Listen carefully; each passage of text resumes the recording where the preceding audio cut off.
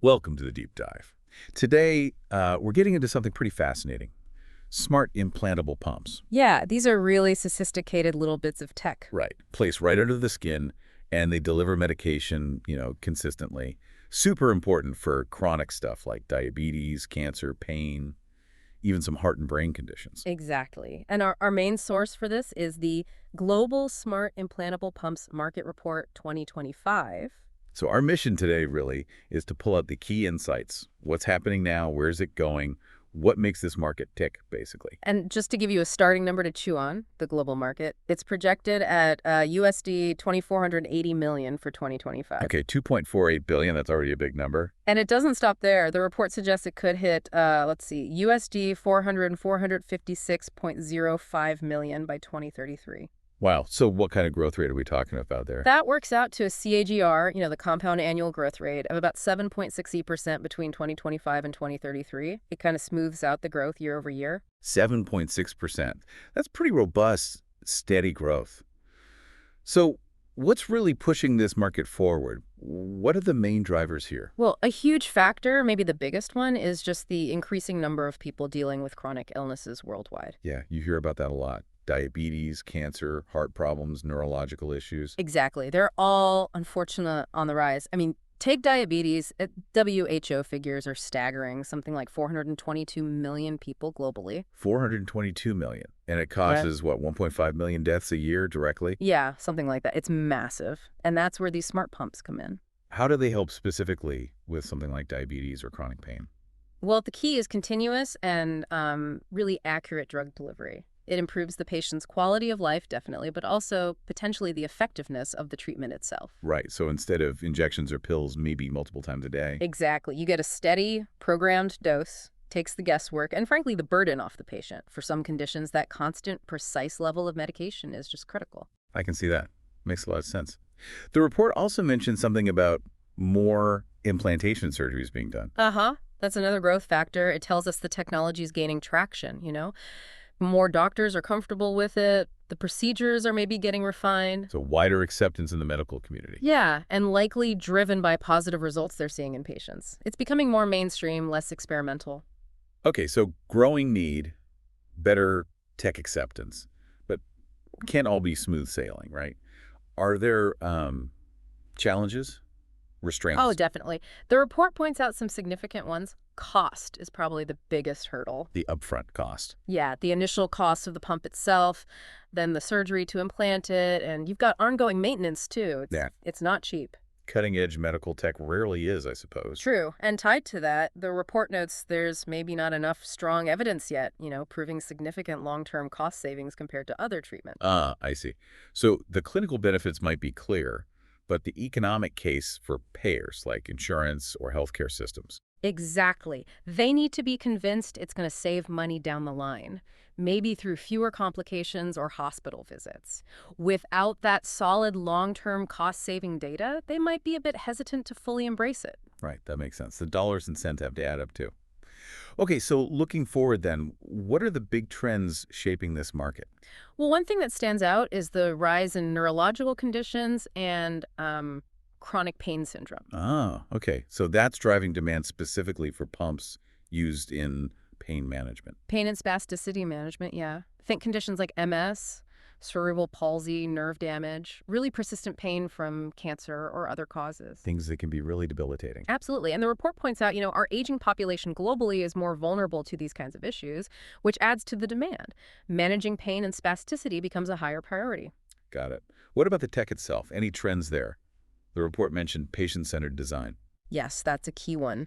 Companies are focusing on making these devices smarter, more adaptable. You see companies like Trade-Kund and Flonix Medical mentioned. What are they doing? They're developing pumps that can deliver really tailored medication plans, like highly personalized regimens based on the individual patient's needs. It's moving beyond just a standard dose. So more intelligent personalized therapy. That sounds promising. Definitely. And another area is cardiovascular applications. That's growing too. Why is that? Well, sadly, because of rising rates of things like heart failure and pulmonary arterial hypertension, There's a growing need for precise drug delivery in those areas, and the tech is evolving to create more advanced, maybe less invasive pumps, specifically for cardiac care. Okay, so the technology is branching out and getting more specialized. Let's dig into the market breakdown a bit. The report segments it by pump type, application, and end user. What about the types of pumps? Right, so the two main types mentioned are perfusion pumps and micropumps. And perfusion pumps are the dominant ones right now. Yeah, they hold the biggest market share.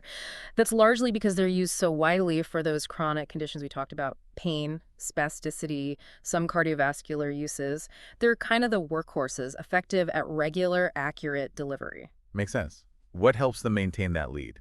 Things like generally favorable reimbursement policies in some regions, plus ongoing tech improvements, making them better and more reliable. Okay, the established players.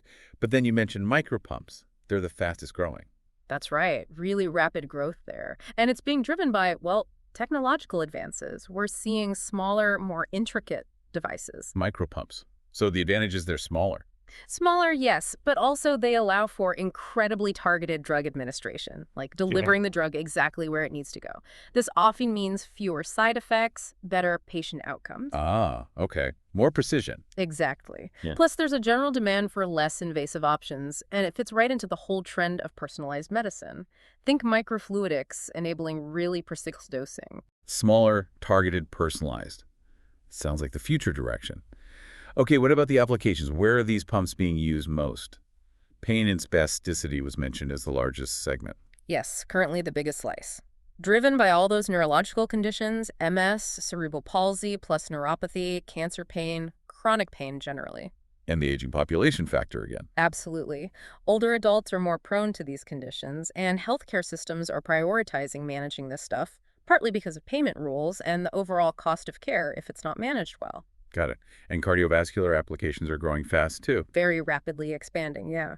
Driven by the global rise in heart failure and pulmonary arterial hypertension, tech advancements are giving doctors better, more minimally invasive pump options for these specific heart conditions, and there's just more awareness building too. Right. Okay, last piece of the segmentation puzzle. Mm. The end users. Who is actually implanting and managing these devices? Hospitals hold the largest share right now. Why hospitals? Well, it makes sense, right? They handle a high volume of procedures where these pumps are needed: circulatory support during surgery, complex pain management, spasticity control. They have the facilities, the specialized staff. Full infrastructure. Exactly. Plus, the factors we keep mentioning: aging population, more chronic disease often lead people to hospital settings. Okay, but the report says ambulatory surgical centers, ASCs, are the fastest growing end user segment. What's driving that? That's really about the shift towards outpatient care. Patients often prefer the convenience and sometimes the lower cost of having procedures done outside a traditional hospital. So ASCs are doing more complex procedures now. They are. They're expanding their services, including things like implanting these pumps, especially for pain and spasticity. It fits the trend towards minimally invasive, cost-effective healthcare. Interesting. So care is moving out of the hospital where possible. Now, let's zoom out geographically. Where's the biggest market for these pumps? North America. It dominated in 2025, holding something like over 40% of the global revenue. 40%. What was the dollar figure again? USD 917.60 million for 2025. Wow. Why so dominant? Well, it's kind of the usual suspects. Yeah. A strong focus on tech innovation, well-developed healthcare systems, high rates of chronic diseases, and again, an aging population. And the growth outlook there. Still solid. Yeah. Projected CAGR of about 6.1% through 2033. The U.S. market is the biggest piece of that, of course, around 724 million in 2025, growing at maybe 5.9%. Canada and Mexico are significant too, growing a bit faster, actually. Okay, North America leads. But where's the fastest growth happening? That would be the Asia-Pacific region, really taking off. What kind of growth rate? The report projects a CAGR of 10.3% from 2025 to 2033. Their market size in 2025 was estimated around 595 million USD. Over 10% annual growth? What's fueling that? A combination of things: increasing industrialization, a growing demand for advanced medical tech generally. You've got emerging economies there, really prioritizing healthcare innovation and spending more on it. Any specific countries driving that? Yeah, the report mentions factors like changing tech landscapes and consumer tastes in China, plus rapid urbanization and industrialization in India contributing significantly. So a real hotspot for growth. What about other regions? Europe. Europe's also a major market, holding over 30% share in 2025, around 719 million USD. South America is over 5%, the Middle East around 2%, Africa about 1%. And their growth rates. Pretty healthy too, actually. South America projected around 8.3% CAGR, Middle East even higher at 8.9%, and Africa around 7.9%. You see specific drivers like favorable reimbursement in the UK or chronic disease management efforts in Germany helping in Europe. Fascinating how the picture varies regionally. Okay, finally, let's talk about the companies involved, the competitive landscape. Yeah, the report calls it highly competitive. You've got big global players and more regional ones too. Who are some of the key names mentioned? Familiar ones, really. Right. Abbott, Intarcia Therapeutics, Medtronic, Flownex Medical, Cognos Therapeutics, Fresenius Kabi through their Avenix acquisition, Tricumd Medicine Technic. Big names in medtech. What Yeah. makes them dominant? Usually it's, extensive product lines, strong distribution networks reaching hospitals and ASCs, and a heavy focus on R&D, on innovation. Any recent examples of that innovation? Actually, yeah, the report gives a few interesting ones, like Abbott got FDA approval in August 2022 for their Proclaim Plus system. It's for spinal cord stimulation to treat pain, but it can apparently target up to 6 different areas and has a 10-year battery. 10 years, wow. Right. And Medtronic in November 2023 got approval for their Synchromedi MyPTM. It's a personal therapy manager that gives chronic pain patients more control over their implanted pumps delivery. Putting more control in the patient's hands. Seems like it. And one more. Intarcia Therapeutics got FDA approval back in January 2022 for their ITCA 650. That's for type 2 diabetes, using an osmotic micropump for continuous medication delivery. Those are really concrete examples of how the tech is advancing. Okay, great. We've covered a lot of ground. Let's try to sum up the main takeaways. Sure. So I think the big picture is this market for smart implantable pumps is already quite large, and it's set for pretty significant steady growth over the next decade or so. Driven mainly by Primarily by the rise in chronic diseases globally, and also by ongoing technological improvements making these pumps better and more versatile. but tempered a bit by the cost factor. Definitely. The high initial cost is a restraint, and the market could grow even faster if there was more conclusive evidence on long-term cost savings. And we're seeing really dynamic growth shifting towards regions like Asia-Pacific. Exactly. While North America and Europe are still the biggest markets now, Asia-Pacific is growing the fastest. So for you,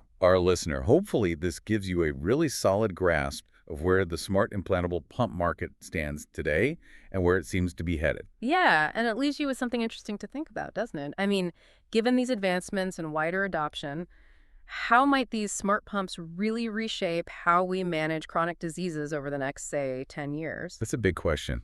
And what follows from that? Well, you start thinking about other questions too, right? Like ethical considerations or accessibility, who gets access to this potentially life-changing tech. Absolutely. Lots to mull over. If you have more questions or want to dig deeper into any specific area, we definitely encourage you to explore further. Thanks for joining us for this deep dive.